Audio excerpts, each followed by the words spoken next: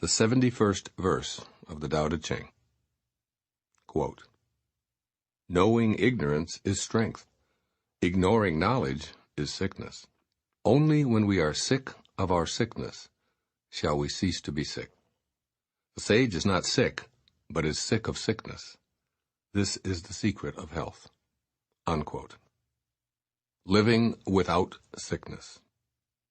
There's quite a paradox present in this passage, which has been expressed throughout my many readings of the Tao Te Ching as variations on "only when your sickness becomes sick will your sickness disappear."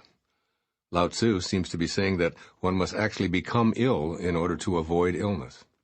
Once again, I've thought long and hard about this short verse. I've played with these words over and over in order to grasp their essential meaning for you and for myself as well. Finally, I've meditated with Lao Tzu's image before me, asking what he meant by this puzzling 71st verse. His answer is what I based the rest of this chapter on. First of all, what does the word sickness imply? For me, it means that something in the body or the mind is out of balance with the well-being from which it originated. That is, it's not in agreement with the Tao. Conditions such as fevers, aches, wheezing, sniffling, breathlessness, coughing, unusual fatigue, and fainting are indications of the presence of illness. And the equivalent of such symptoms in our thinking could be fear, anxiety, anger, hatred, worry, guilt, stress, impatience, and so on. These are signals that our thoughts are out of balance with our source, which is pure love, kindness, patience, contentment, and all of the other expressions of Tao-centeredness that appear in these 81 essays on the Tao Te Ching. The sage in this verse has looked long and hard at illness and has come to realize that it represents a physical manifestation of non-Tao thinking. A fever, a cold, an ache, or a pain are all identical to the non-Tao expressions of impatience, fear, anger, or any other ego-driven impulse. Since the sage has been where thoughts like these lead, he refuses to participate in such folly. Thus he has looked at poor health and vowed, "I will not think in ways that bring that about. I'll stay centered in the natural well-being of the Tao, because to think a sick thought is to allow sickness to crop up. Consequently, he's sick of sickness, and the result is the secret of perfect health."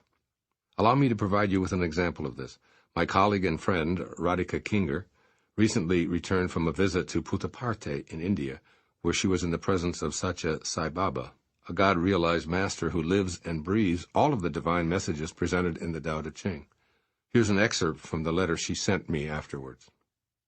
Dear Dr. Dyer, I just returned from Puttaparthi after spending a week there in Sai Baba's divine presence. I was saddened to see Sai Baba in a wheelchair due to multiple fractures in his hip bone. According to the doctors, no normal human being can survive such physical agony. But Sai Baba remains ever so blissful and completely unaffected by his physical condition. A devotee asked Sai Baba, how is it that a God-realized being has to undergo physical suffering? Why doesn't he just cure himself? And to this Sai Baba replied, quote, "My life is my message.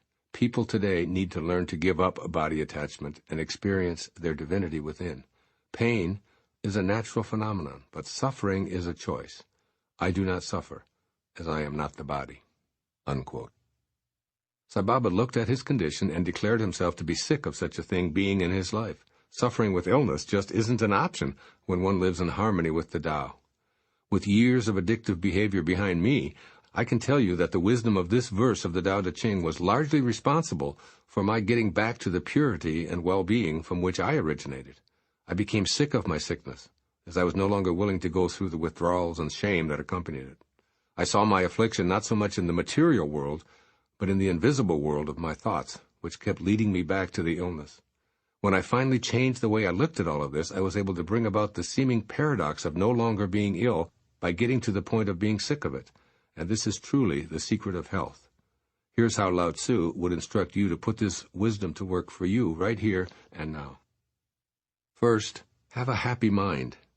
An ancient Chinese proverb says that if a man has a happy mind, he will have a happy body. A happy mind is sick of sickness. It refuses to anticipate that things will get worse. It sees a sniffle, a stomach ache, back or knee discomfort, and fatigue as messages to follow the body's signals back to a natural state of well-being.